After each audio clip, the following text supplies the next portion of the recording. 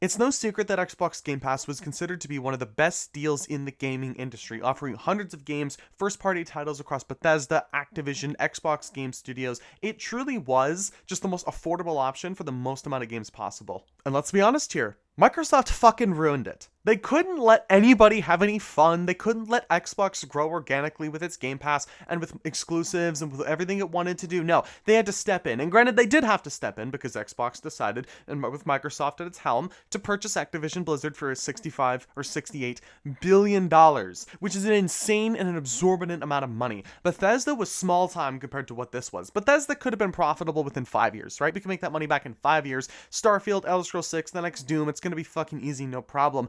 Activision Blizzard King is a completely different level of profitability and a completely different level of investment. And that is why I personally fucking believe they single-handedly have ruined Xbox Game Pass because of not only them purchasing Activision Blizzard King, but also Microsoft just getting way too hands-on with the business, shutting down studios and games that had increasingly amazing potential. I mean, laying off thousands of employees after promising not to, shutting down studios again, firing people for absolutely no reason, and then absolutely pulling out the absolute gall to say that they're in a better position than they've ever been, that they're the most profitable they've ever been, literal days after firing people. It is complete corporate greed at its finest. It is a lack of investment and more of short-term success, and that is exactly what Microsoft is trying to push now. Yeah, you did invest $70 billion into gaming. I understand you want that money back, but you're also a business. Unfortunately enough, profits are won in the long term, and after 2 years, that's not long term.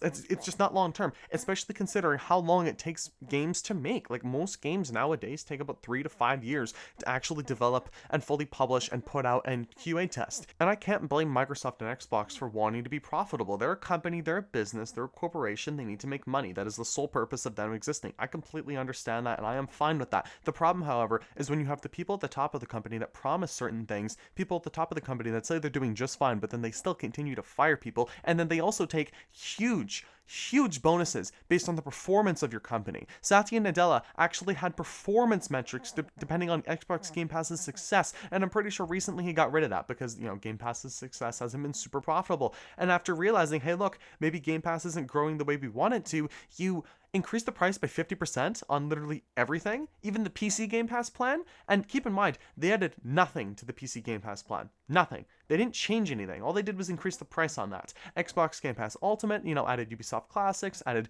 the Fortnite crew, premium, there's a bunch of little features, added on. Now you can get cloud streaming at the lowest possible price point for Game Pass. I think that's pretty cool. But PC Game Pass, you increase that price by 50% for no other reason. There's nothing added. You didn't add anything, and yet you have the gall to increase prices on it for your PC fan base, which, more likely than not in my opinion, is your main growth metric. You increase the prices of a subscription on your main growth metric. And I'm going to be honest here, I'm a cheap ass, right? I'm going to see a good deal, and I'm going to go for it. And if I think buying the game outright for 100 Canadian dollars makes more financial sense than subscribing to play it, like buying The Outer Worlds 2 instead of actually subscribing to Xbox Game Pass Ultimate to play it, because I think I'm going to feel rushed if I try to play it in 1 month, I think that's stupid. Yeah, you're going to make some money off of me because I outright bought the game, but I'm not going to subscribe to your service that I think is a poor choice. I'm not subscribing to a service from a company that decides to lay off employees after, gloating about their amazing metrics. I'm not subscribing to a service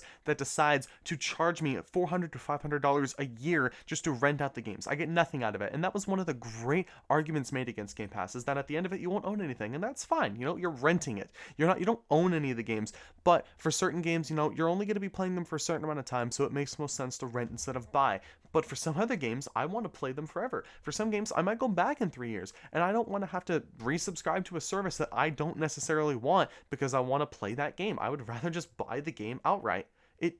You've ruined the reason to subscribe to Game Pass with these price increases, and I have no doubt that they're going to increase prices again in the future because of inflation, even though it's a digital service.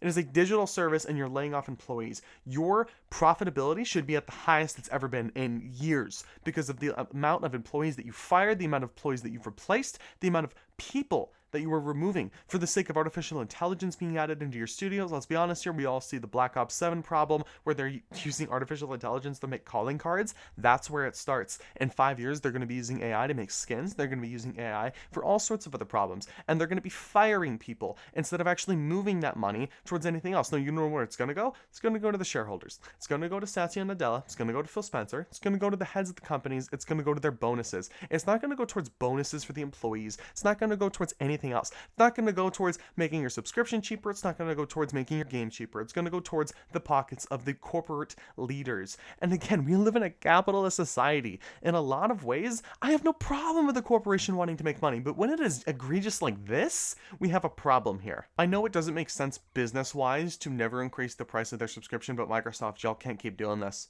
You can't keep doing this, or you need to offer more tiers on what people actually want. I don't want to pay $35 a month Canadian without tax for Fortnite Crew and for day one games that rarely release. I mean, your last first party release was Keeper, and the previous ones before that, like Outer Worlds 2, and then you had South of Midnight. But let's be honest here, the main game people are going to be playing out of those 3 games is the Outer Worlds 2.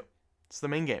And then you even had the gall to attempt to increase the price on that. You wanted to charge 80 USD for that fucking game. You wanted me to pay $110 for that fucking game? Thank God. Even GTA 6 probably wouldn't have been that expensive. But yet you had the fucking astounding genius to think that the Outer Worlds 2 was going to be worth that much money. Like, I don't even think it's worth 70 USD. I think 60 would have been perfect for that game, because that's not the fucking biggest game that's ever been created. It's not this massive RPG that deserves that price tag. It's literally just corporate greed. It is Obsidian's lack of ability to tell Microsoft, hey, we don't want to charge $70 for this fucking game because we know people won't buy it. Because we know people won't buy it. But they're assuming that Game Pass is going to fill in all those lost sales metrics. It won't. At some point, when you keep increasing prices, people will move. People will move to Steam. People will fucking move to the Epic Games Store. People will move to PlayStation. People will move to Nintendo. They will move other companies. Especially in the world where you're offering your games on every single fucking platform possible. And cross saves as well. I think cross saves is one of the most best decisions you could have ever made, but it's also one of the worst decisions you can make in terms of this idea. People are going to be able to take their saves to a different fucking platform. They don't even have to stay with you anymore to keep all of their time and effort that they've put into a game. Like, it makes sense because it's pro-consumer, but it also makes less sense because when you want to keep someone on your platform, you want to keep someone on the Xbox PC app, you're not going to be able to do that because someone can just go buy the game on Steam. And yeah, you're going to make the money, but they're out of your storefront now. So now they're going to be buying different games on Steam, and you don't see that money. Steam sees it.